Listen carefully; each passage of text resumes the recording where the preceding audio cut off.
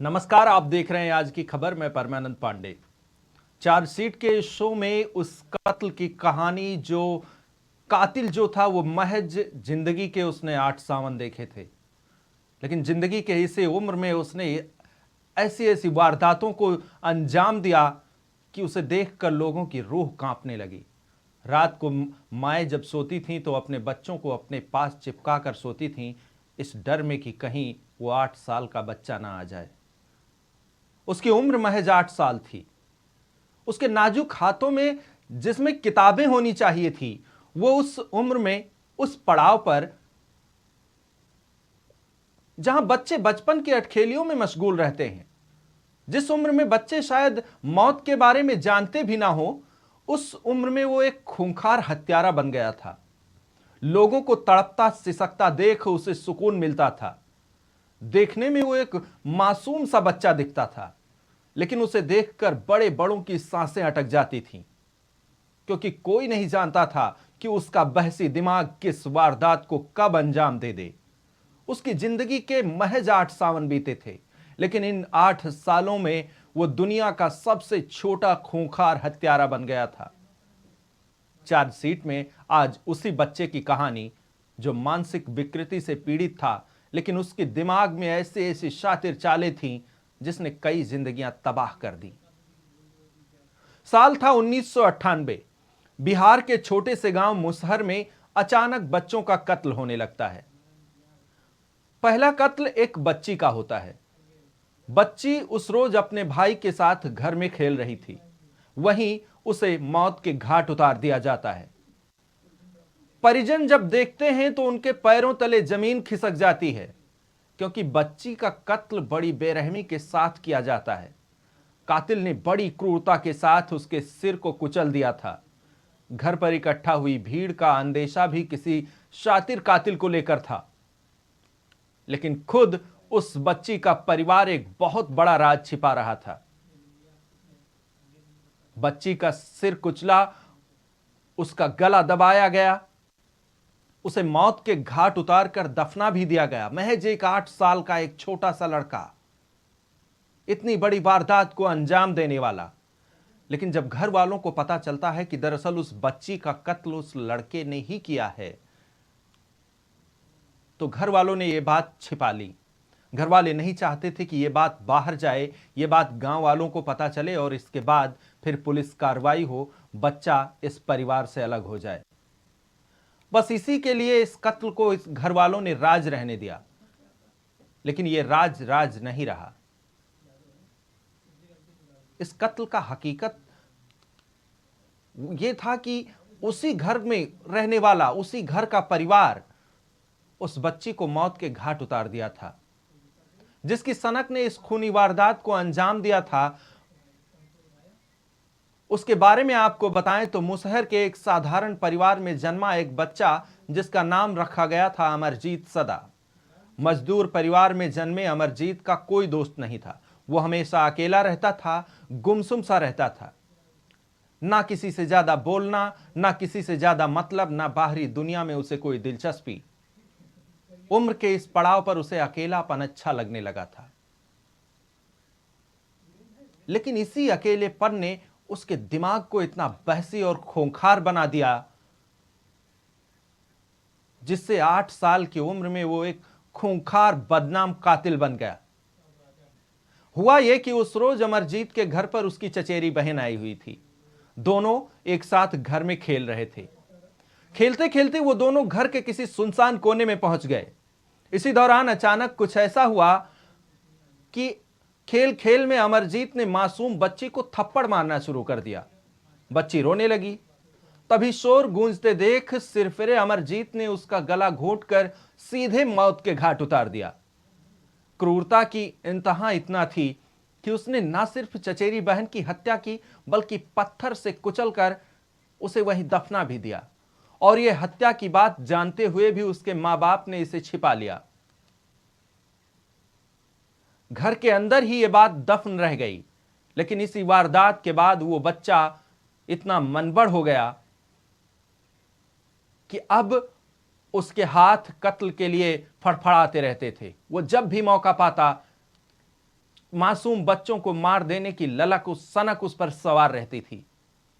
धीरे धीरे उसको ये करने में मजा आने लगा। उसका अगला शिकार बनी उसी की खुद छोटी बहन। अब तक जिस चचेरी बहन का कत्ल उसने किया था, घर वालों ने जो बातें छिपा ली थी, किसी को नहीं बताई थी, उसका मन इतना बढ़ गया कि उसने अपनी छोटी बहन को इस बार शिकार बनाया, जिसे उसने खाट से उठाया और उसका भी गला घोट कर मार डाला। इन दो हत्याओं के बाद भी परिवार की चुप्पी ना टूटी। मतलब अब भी परिवार चुप था। परिवार चाहता था कि ये बातें समाज में न फैले, ये बातें पुलिस तक न जाए। और दूसरी बार भी परिवार की ये जो खामोशी थी वो कहीं ना कहीं खतरनाक बनती चली गई। अगर पहले कत्ल के बाद परिवार वाले इस बात को पुलिस को सूचित कर देते, पुलिस इस पर तफ्तीश करती, तो हो सकता है ये बातें बाद में पता चलती कि वो किसी मानसिक रोग से ग्रस्त है, उसका इलाज होता और उसकी अपनी छोटी बहन की जान बच सकती थी। लेकिन ऐसा नहीं हुआ। परिवार वालों की गलती यह थी कि वो बार बार वो कत्ल कर रहा था और घर वाले छिपाते जा रहे थे। समय बीता और अमरदीप बन गया दुनिया का सबसे छोटा किलर। 8 साल की उम्र में वो 3 हत्याएं कर चुका था। मासूम चेहरे के पीछे ये बच्चा जुर्म के कूप के अंधियारे में खो चुका था।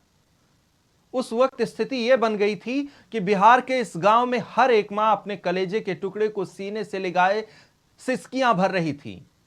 उसकी रात की नींदें इसलिए गायब थी कि कहीं 8 साल का यह बच्चा घर में न घुस आए और उनके मासूम की जान ले ले।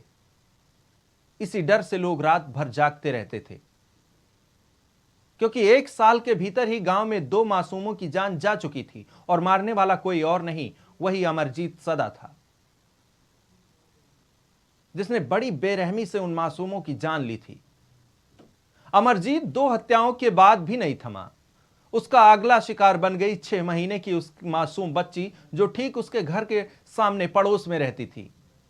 और हर बार की तरह उसने इस बार भी जो कत्ल करने का उसका पैटर्न था वो यही था। उसने उसको भी गला दबाकर उसकी जान ले ली।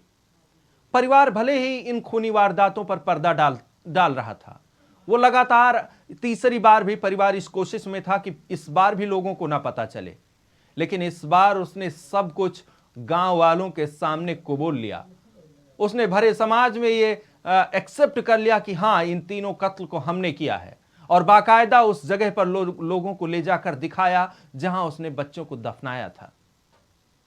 इतना सुनने के बाद गांव वालों के पैरों तले जमीन खिसक गई। हर कोई सन्न था कि महज 8-9 साल का लड़का इतना शातिर कातिल कैसे बन सकता है। उसके दिमाग में वो कौन सा खून सवार हो गया कि वो लोगों की जान लेने पर उतर आया, और मौत का तांडव उसे अब अच्छा लगता है। 3 कत्ल के बाद आखिर उस अमरजीत को पुलिस ने पकड़ा। उसने पुलिस के सामने भी तीनों हत्याओं के बारे में बड़े ही चाव से कबूल कर लिया। खुद खुलासा किया कि हां, हमने तीनों मासूमों को जान से मारा है। इसके बाद जो कानूनी प्रक्रिया थी वो हुई। उसे काफी समय तक बाल सुधार गृह में रखा गया। बाद में एक खुलासे में पता चला कि 8 साल का वो अमरजीत कंडक्ट डिसऑर्डर नामक एक मानसिक बीमारी होती है, उस बीमारी से ग्रसित था। और इसमें कम उम्र में जो बच्चे होते हैं वो आक्रामक हो जाते हैं, वो हिंसात्मक रवैया अपनाने लगते हैं, वो लोगों को मार सकते हैं, कुछ भी घर में तोड़ सकते हैं, या किसी भी शातिराना चाल को वो चल सकते हैं। और तब से उसका नाम हमेशा के लिए सीरियल किलर की लिस्ट में छप गया। हालांकि आज अमरजीत कहां है कोई नहीं जानता, लेकिन उसके आतंक, उसके उस शातिराना कातिलाना जो हरकतें थी उनकी, उसको याद कर आज भी लोगों के हाथ पैर कांपने लग जाते हैं। उस दौर में जिसने उस बच्चे को देखा था, उसके कत्ल करने का पैटर्न जिसने देखा था, उसे याद कर आज भी लोग सिहर उठते हैं, बस इसलिए क्योंकि महज 8 साल की उम्र में उसने कत्ल करना शुरू कर दिया था। और अगर वो बाहर रहता, अगर समाज इस बात को ना जान पाता, तो गाहे बगाहे अभी कितनी और मौतें होती कोई नहीं जानता था। फिलहाल बाल सुधार गृह के बाद उसके आगे की कोई सूचना नहीं मिली। वो कहाँ है, क्या कर रहा है, उसकी पहचान छिपा ली गई या फिर वो कहीं जेल में बंद है, इसकी कोई खबर नहीं है। लेकिन जितनी उसकी कहानी है, उस 1-2 साल की वो कहानी आज भी कहीं ना कहीं जुर्म के पन्नों पर बड़े मोटे अक्षरों में लिखी है। फिलहाल चार्जशीट के इस कार्यक्रम में इतना ही। आगे फिर किसी इसी तरह की कहानी के साथ हम हाजिर होंगे। तब तक आप देखते रहिए आज की खबर।